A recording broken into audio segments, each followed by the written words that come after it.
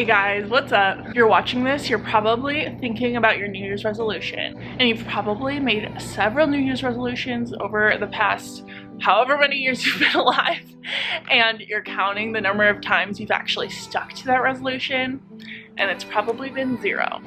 Am I correct? I know I am. So if this sounds like you, keep watching, because I'm about to tell you the secret on how you can actually stick to your goals, aka your New Year's resolutions.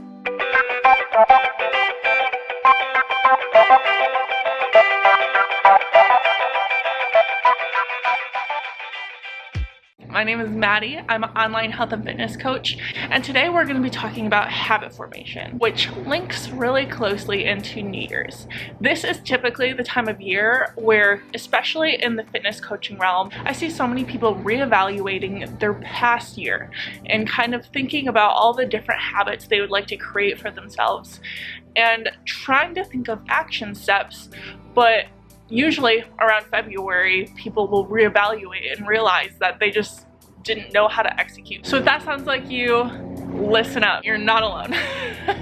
This was me for a long time in my life before I figured out how to actually create habits that last and aren't just things that I've thought of in my head. But number 2, while you're watching this, go ahead and grab a pen and paper or, you know, the notes app on your phone, because I want you to write down certain things. This is gonna be like a mini workshop for you. So the biggest mistake I see people making when trying to create a new habit is the way they go about it. 2 of the most life-changing books I've ever read are called The Slight Edge and Atomic Habits. So if you haven't read those books, I highly recommend it if you want to go deeper into this process.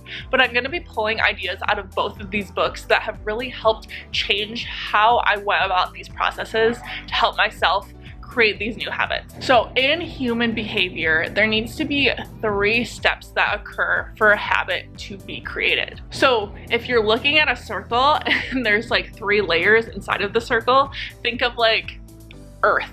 You know, when you took your geology classes, I can't even believe I'm remembering this because I sucked at science, but there was like the core, the mantle, I don't know, where the magma is, all those kind of things. Think of goals and habit setting like the Earth's core, right? So on the outermost layer, where like the crust would be, you have outcomes.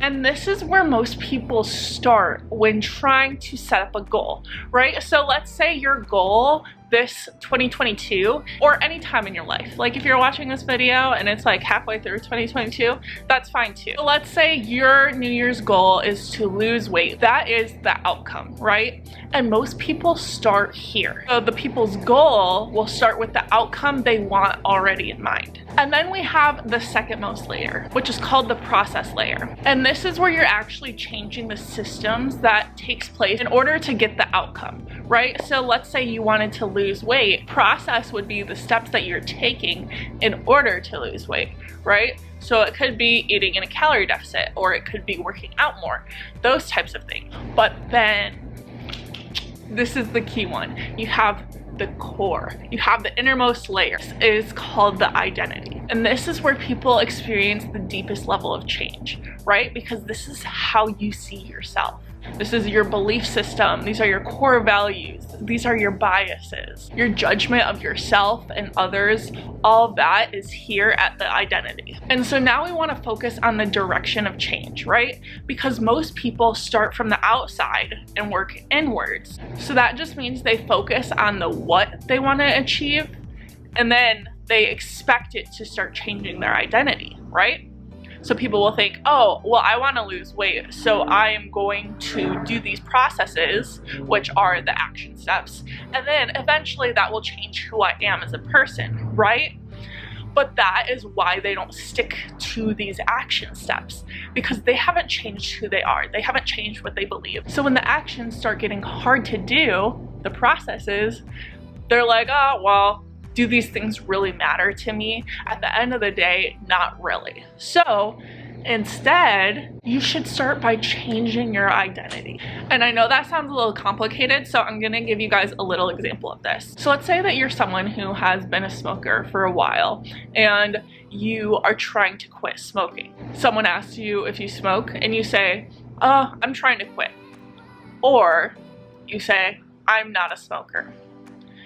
These two things don't seem to be a huge difference, but person one who just said, I'm trying to quit being a smoker, that still means that they are identifying as a smoker and they are using actions to try to quit. And so at their core belief systems, they still believe that they need a cigarette. If you stop by the gas station, they would still probably go inside and still order cigarettes. Or still order. Who orders cigarettes? No, they would still buy cigarettes, right? They would still take smoke breaks. They would still participate in actions that are associated with smokers because that is still their identity, right? Well, person B now identifies as not a smoker. So when they are participating in actions, someone who's not a smoker, they are not going to stop by a gas station and buy cigarettes. That's not what happens in their mind. That's not who they are, right? They're not going to take part in smoke breaks. They're not going to do those types of actions because that's not a part of their identity anymore. So when you leave out the identity during the process, there's no beliefs behind it to drive those actions, especially when things get really hard and you stop having that motivation. So when that motivation is lacking, your old identity is going to pop back up and sabotage that change, which is why your habits don't stick around. When you're trying to do something that's not congruent with the person that you are at the core, those habits are not going to stick around, right? You have to change who you are first in order to have actions that last. Think about yourself right now. So what parts of yourself are you the most proud of, right? Like for me, I'm really proud of the physique I've gotten over the years from working out, right? Because it's been hard work and it's been dedication. For some people, it's their hair. Like their identity, their hair is part of their identity, right? For some people, it's the career that they've built.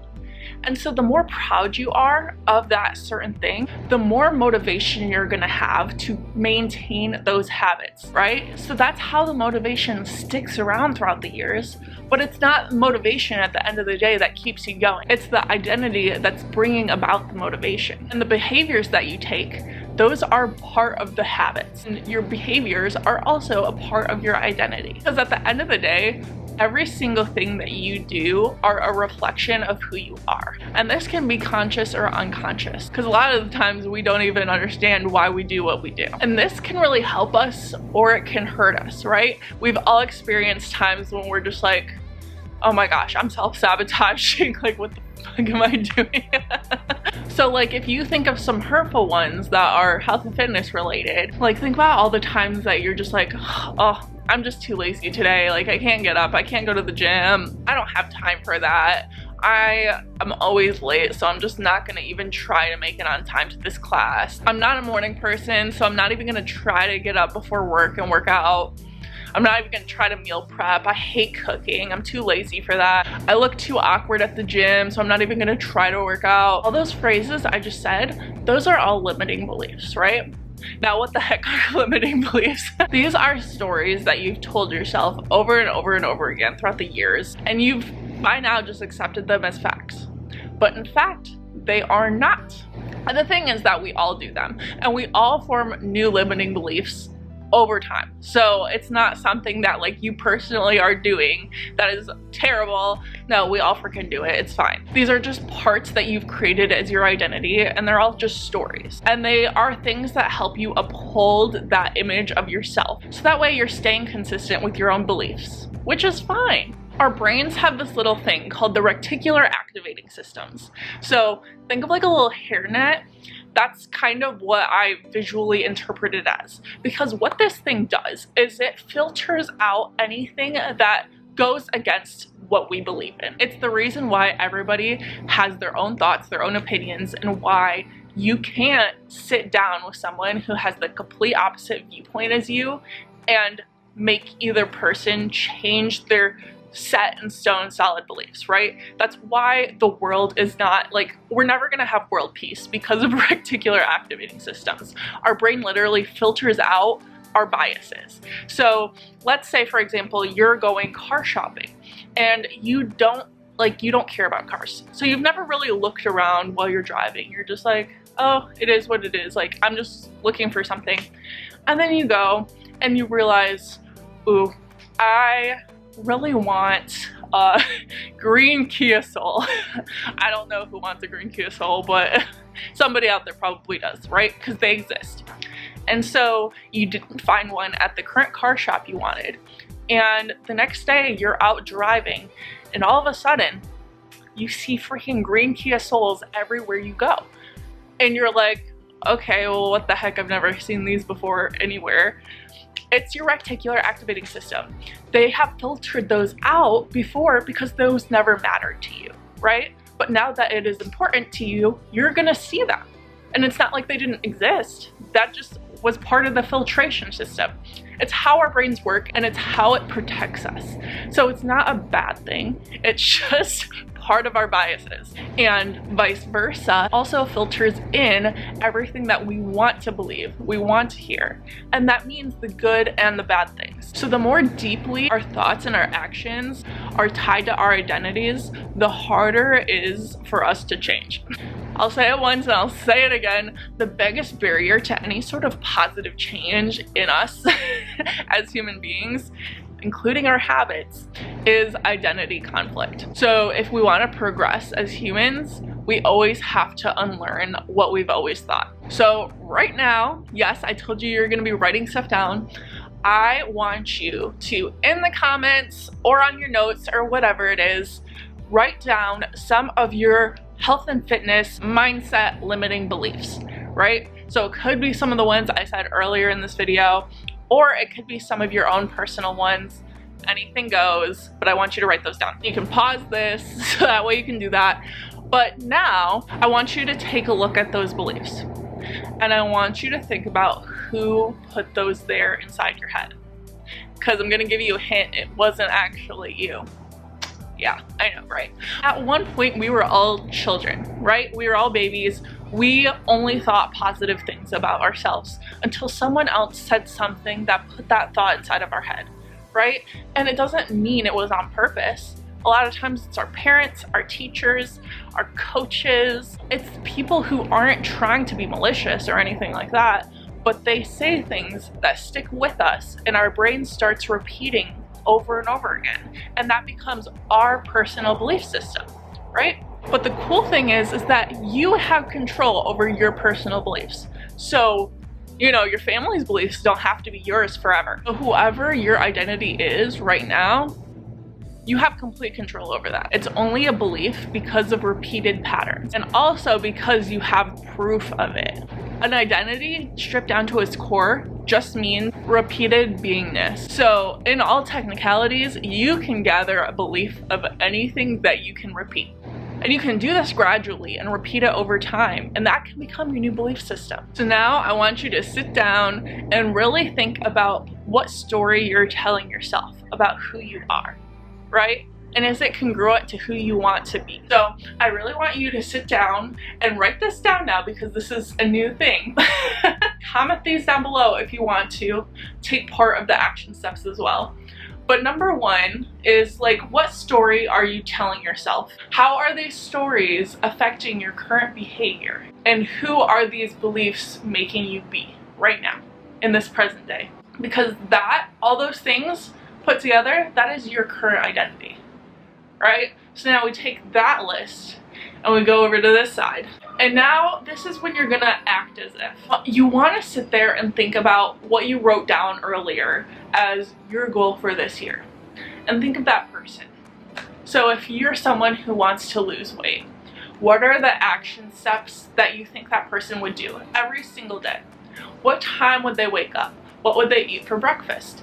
What workouts would they do? How much would they walk per day? How would they treat people? All those different things, write those all down. And you're going to literally become that person, right? You are gonna take on that identity. You're gonna take on the actions of a person who has lost the weight. All those things that you see the people who have already done that, take those. That is you now. You are that person. So write down all those action steps and You can literally start tomorrow, but those are going to be your new habits, and that is going to become your outcome. So it starts from identity first, and then the processes, and then the outcome. That was a long lesson. I hope you've watched all the way through, because it really helped me actually create habits that lasted forever. I'm someone who in high school, I absolutely hated working out. I did every single exercise known to mankind, and I became someone who now it's like my full-time job, and I absolutely love it, and I can't imagine ever not working out. So I really hope this was helpful for you guys. Let me know in the comments if you enjoyed this little workshop style lesson. Again, I am an online health and fitness coach, and I do accept clients. I have a coaching application in my link in my bio. If you're looking for personalized help, I would always love to be there for you. Make sure to kick this New Year's off right, not only with your mindset, but also with your actions. We're gonna create habits that last. I post new videos every single Friday, so make sure to subscribe as well, and I will see you guys next week.